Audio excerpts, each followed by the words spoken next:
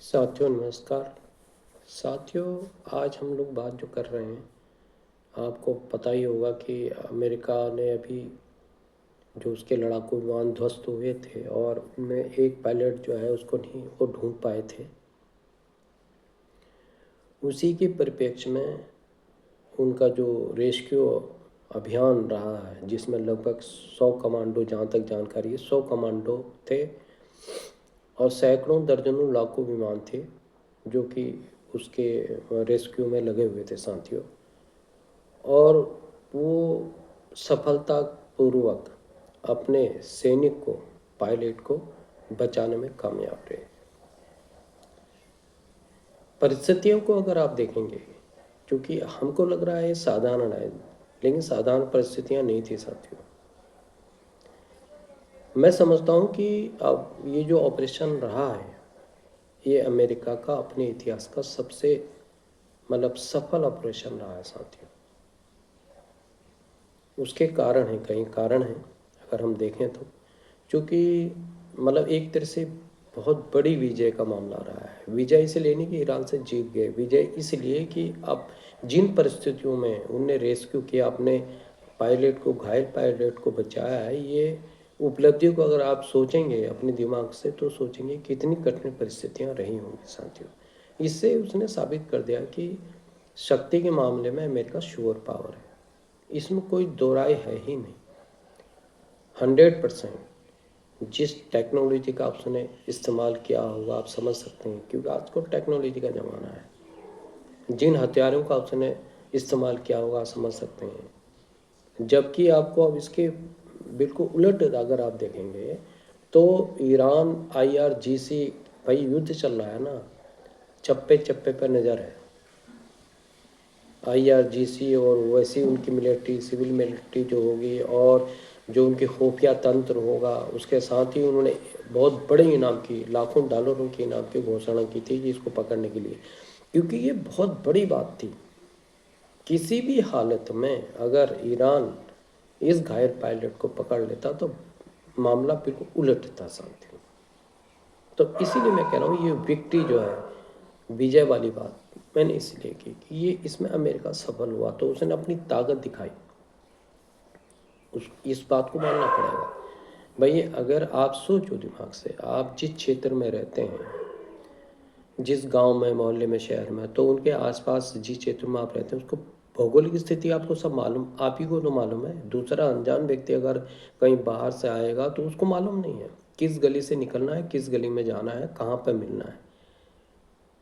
अब समझिए, क्योंकि एक तो ईरान की भौगोलिक स्थिति बड़ी विकट है, बड़ी विचित्र है। दूसरा, इन ऐसी स्थिति में क्रैश होने के बाद पूरी सेना, पूरी IRGC, पूरी गुप्त एजेंसियां सब, यहाँ तक कि उन्होंने जब घोषणा की तो सिविल लोग भी लगे हुए थे कि भाई किसी भी तरह इनाम पाएंगे। हर किसी को लालच होता है।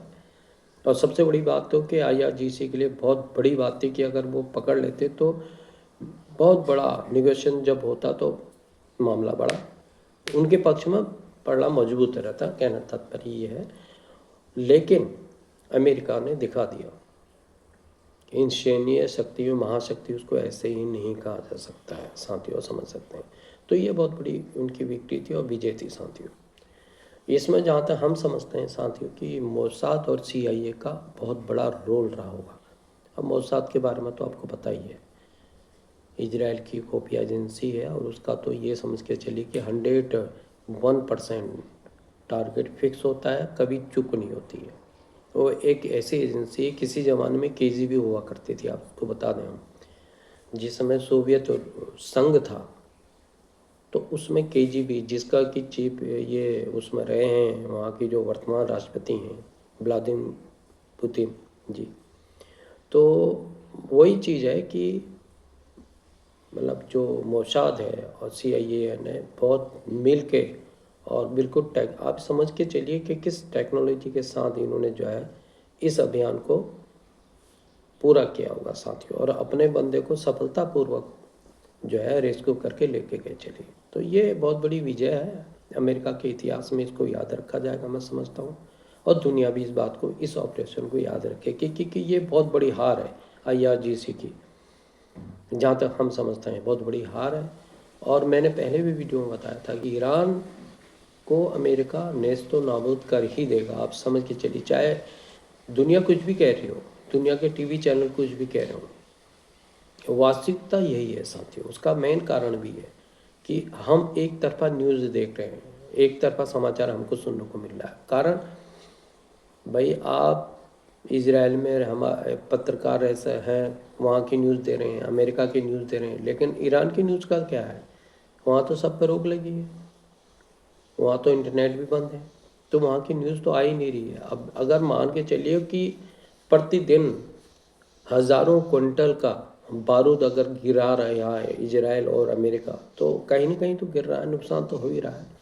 पर डे 100 200 लड़ाकू विमान बारूद बरसा रहे हैं, लोहा बरसा रहे हैं, तो वो उसका इफेक्ट कहाँ है? तो कहीं ना कहीं तो पड़ ही रहा होगा ना। ऐसा तो नहीं है कि बिल्कुल साफ, हाँ ठीक है, वो भी अपना तरह से उसका काउंटर अटैक कर रहे हैं, लेकिन वो गिनी चुनी जगहों पे तो कर रहे हैं।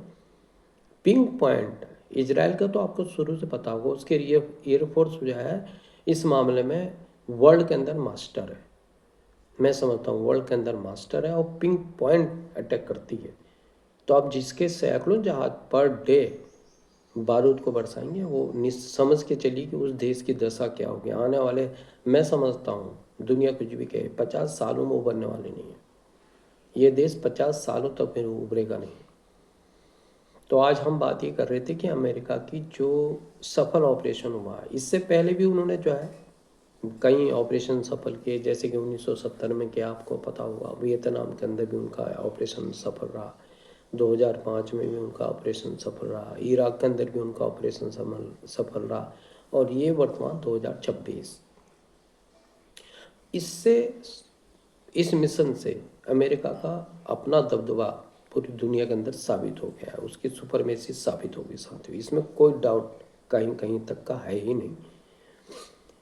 दूसरी बात हम ये कहना चाहते हैं साथियों कि अमेरिका ने 6 अप्रैल की डेडलाइन दी है, जो कि आज ख़त्म हो जाएगी 6 अप्रैल की डेडलाइन में। तो अगर 6 अप्रैल के बाद में अमेरिका कितना विध्वंसक हमला करेगा, आप समझ ही सकते हैं साथियों, कल्पना से भी परे है।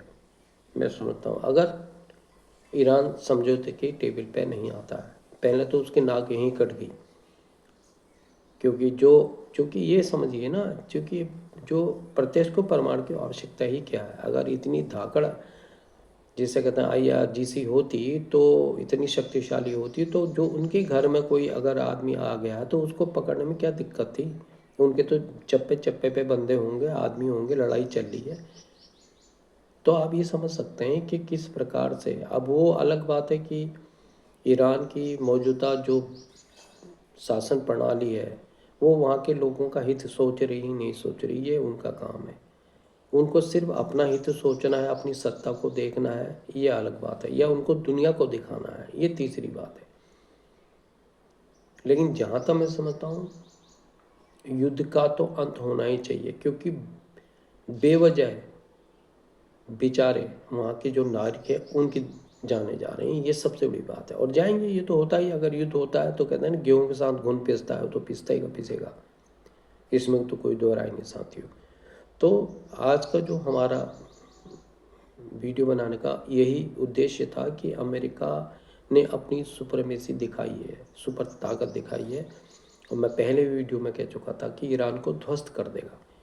और अगर आप वैसे तौर पे देखेंगे, हिंदुस्तान की दृष्टि से भी देखेंगे, तो ईरान का ध्वस्त होना ही जरूरी है, क्योंकि वो कभी भी हिंदुस्तान भारत के पक्ष में नहीं रहा है।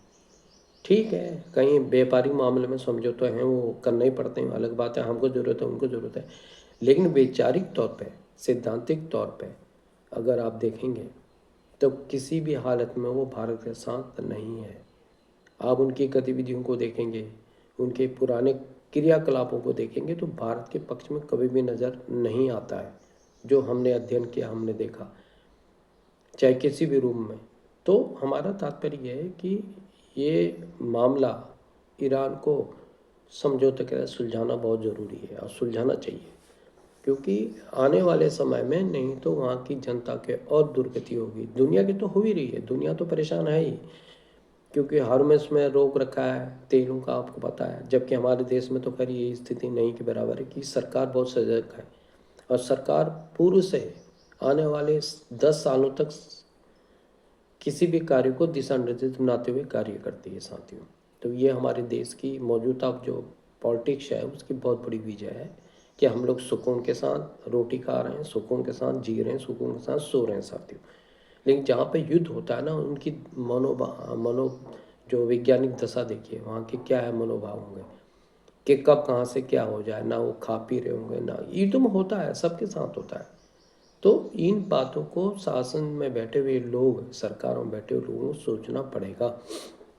अब चूंकि वहाँ पे कोई मुखौटा भी नहीं है, क्योंकि जो सरकार वर्तमान में ये IRGC इसको पूछ ही नहीं रही है, सीधी सी बात है। नहीं तो इन्होंने कई बार कह दिया था समझौते की कोशिश की जा रही है, लेकिन IRGC क्योंकि वो तो अब जो उनका मस्ट नेतृत्व था ना वो तो ध्वस्त हो गया।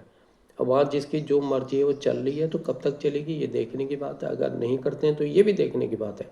लेकिन जहाँ तक मैं लगता हूँ इससे नुकसान जनता का ही होना है, और ये तो 50 सालों के लिए पीछे गया ईरान। तो इसी के साथ साथियों, अगर ये वीडियो आपको पसंद आए तो इसको लाइक, शेयर और सब्सक्राइब जरूर कीजिएगा, और कमेंट में भी लिखिएगा कि हाँ आपके वीडियो सही हैं और अच्छे हैं या नहीं हैं, या कोई राय आपको देनी है तो लिख के दीजिएगा, मैं इंतज़ार करूँगा साथियों। इसी के साथ जय हिंद, जय भारत, वंदे मातरम साथियों।